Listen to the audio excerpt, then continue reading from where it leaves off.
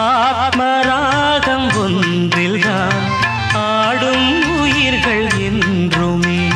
உயிரின் ஜீவனாடிதான் நாதம் தாளம் ஆனதே. உயிரில் கலந்து பாடும்போது எதுவும் பாடலே. பாடல்கள் ஒரு கோடி, எதுவும் புதிதில்லை. ராகங்கள் கோடி கோடி, எதுவும் புதிதில்லை. எனது ஜீவன் நீதான் என்றும் புதிது.